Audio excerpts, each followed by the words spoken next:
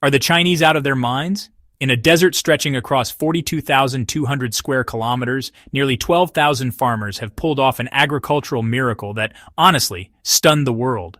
With sheer determination and ingenuity, they turned this barren land into fertile fields, planting close to 4,000 acres of potatoes.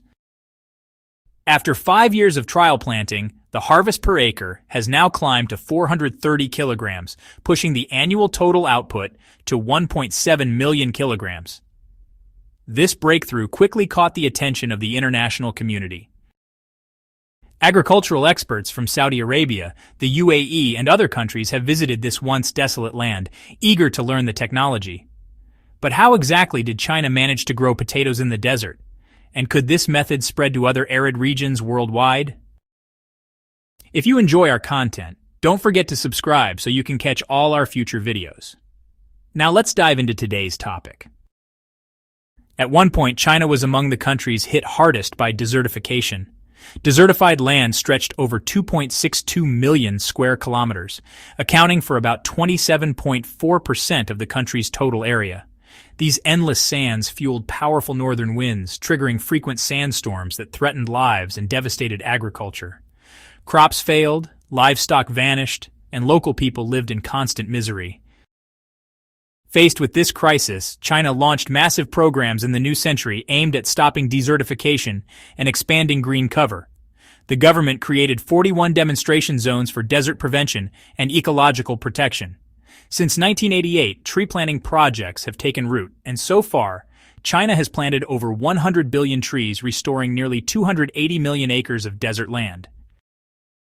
On top of that, closure and protection measures now cover 26.58 million acres, meaning that more than half of the desertified land that can be managed is under effective control. This marked a historic shift from deserts advancing and greenery retreating to the opposite. Yet, compared to planting trees, what really astonishes the world is China's attempt to grow food in the desert. If you look at a map, you'll notice a large yellow patch in northwest China, the Mu'us Desert, one of the country's 4 major deserts. Once a major source of sandstorms, it was also one of China's poorest regions. But in recent years, scientists began experimenting with transforming this desert into farmland. After years of work, this lifeless land is being reshaped. Today, 4,000 acres of potatoes are thriving here, turning endless yellow dunes into fields of green. Even more shocking is that in 2023, China announced an incredible success. Desert-grown potatoes now yield up to 430 kilograms per acre, producing 1.7 million kilograms annually. This achievement proves that with innovation and persistence, humans can grow food in places once thought impossible. If this model spreads globally, it could play a huge role in boosting food security, halting desert expansion, and even easing climate change. But how can potatoes grow in such a dry desert? After all, the Mu'us Desert receives barely 250 to 440 millimeters of rain a year, a climate unsuitable for crops. Starting in 2016, Chinese scientists tried planting drought-resistant saplings using a minimally invasive planting method, a technique designed to protect the environment while maximizing survival rates.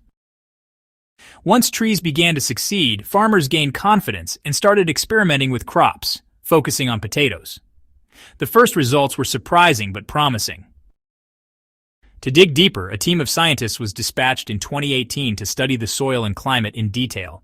Tests showed certain areas could support crops. That October, the local government committed $350 million to a bold project to turn desert into farmland. By the year 2019, around a dozen experts teamed up with farmers to launch large-scale trials. Their goal was to grow potatoes in the sands, a task that seemed almost impossible at first glance. Of course, the biggest challenge was water. To tackle this, they turned to an age-old technique known as flood irrigation. When the rivers swelled, these floods were carefully diverted into the desert. This soaked the sand and deposited nutrient-rich silt, transforming the soil and making farming possible. In the first experimental plot, which spanned 20 acres, they harvested 3,000 kilograms of potatoes. That's about 150 kilograms per acre. While this yield was lower than that of regular farmland, it proved that the concept was indeed viable. With these early results, scientists expanded the trials to nearly 4,000 acres, encouraging more farmers to join. By 2023, almost 12,000 farmers were part of the project, producing over 1.7 million kilograms of potatoes a year. This was not only an agricultural breakthrough, but also a powerful model for ecological restoration. Soon after, farmers began testing other crops, stabilizing the soil further and boosting incomes. Some households now earn more than $10,000 a year. With the Muas Desert largely under control, potatoes became the crop of choice. Inspired by this success, China has since applied similar methods to other deserts like the Kabuki Desert. Today, nearly 94% of the Muas Desert has been rehabilitated, benefiting more than 30 surrounding villages. The environment has improved dramatically, and agricultural productivity has risen along with it. It's truly remarkable to see how far we've come. This success has drawn global interest. In early 2023, experts from Saudi Arabia, the UAE, and other desert nations visited the area to learn firsthand. Quite fascinating, isn't it? The unlikely pairing of deserts and potatoes has proven astonishingly effective. With thoughtful planning and innovative methods, China not only overcame extreme conditions, but also created a blueprint for desert agriculture worldwide. It's a game changer, really. So, what do you think? Does it make sense to grow potatoes in the desert? To stay updated on our future projects and discoveries, don't forget to subscribe and turn on notifications. We'll keep bringing you more exciting and inspiring stories. Thanks for joining us on this journey.